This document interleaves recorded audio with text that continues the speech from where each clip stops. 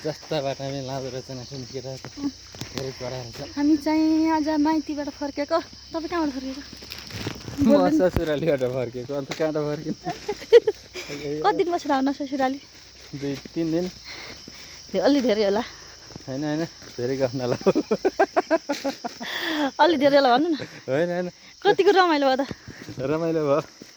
के गर्न कता कता घुम्न? बोकेर काट्ने खाने उही मासु खाने दसैँ त मासु खाने दसैँ पो रहेछ यसपालिको त। आफै काट्ने आफै खाने पोल्ने होइन? पोलेर खाने। बुढीलाई पोल्न लाग्दैछ सानो सजिलो जाग्यो। पोल्ने त आफै खानु पाइयो।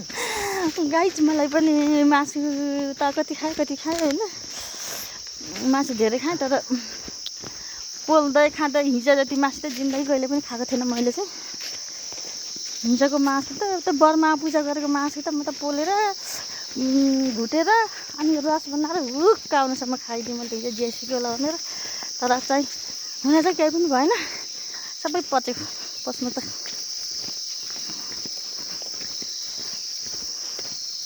हामी आज यहाँ घरतिर जाँदैछौँ।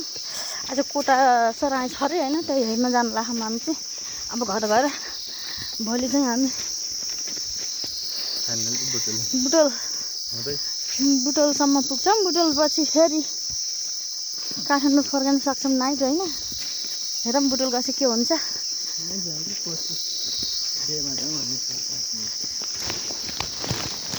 अब गाडीले कतिखेर पुऱ्याउँछ, नाइट जान्छ जाँदैन। नाइट गयो भने त नाइट जाने, नबस्नु जाऊ लाग्यो गइहाल्ने।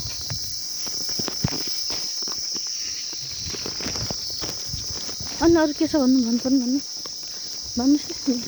यो मेरो बुढोले यहाँ झोलानी बोक्न छ, मेरो ब्याकिनी बोकिदिन छ।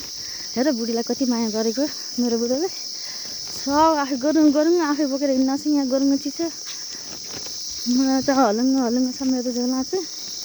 यता फर्केर के गर्नु छ भन्नु? केही छैन फाइनल्ली अब फेरि टिका पनि लाएर आउन चाहिँ कति पैसा पाउनु? 1200-1500 पाउँछ अनि जम्मा। अब दसैँको मेन सक्यो, आजको फाइनल्ली हिँड्ने बेलाको बिदाईको टिका हो। यसमा साधारण कति पाउनु? 1000 रुपियाँ? 1200-1500 हो। 1500 हो? ए राम्रै पाउनु छ। टिका दिनको त के कुरा गर्नु, टिकाको त कति भयो कसैलाई भन्नुहुन्न। त्यो सेपरेटमा हुन्छ। सोधिहाल्यो न, त्यही पनि भन्ने थिइनँ मैले। सोधिहाल्यो अब सोधेर भनेको ल।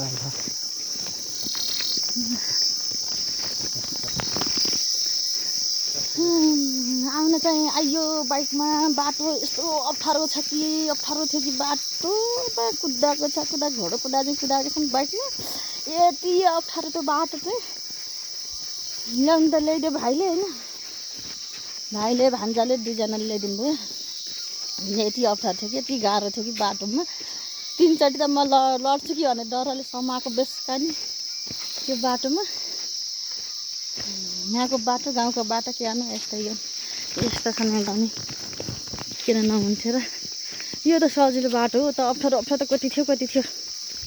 अप्ठ्यारो बाटो त ढुङ्गा र उकालो ओह्रालो त्यो ढुङ्गा अग्लो र हुँचो बाटोमा। कोही ठाउँमा हिलो छ, कोही ठाउँमा के छ, यस्तै हुँदो रहेछ गाउँको बाटो। दुःख पाइयो। आजलाई बाई बाई होइन। फेरि हामी कोटागञ्ज जाँदैछौँ। कोटा गएर फेरि अर्को भिडियो बनाउँदैछौँ। कोटा गएर सरा खेल्नेको, सरा खेलेको हामीले भिडियो बनाउँदैछौँ। त्यो भिडियो पनि हेरिरहनु होला ल। By by.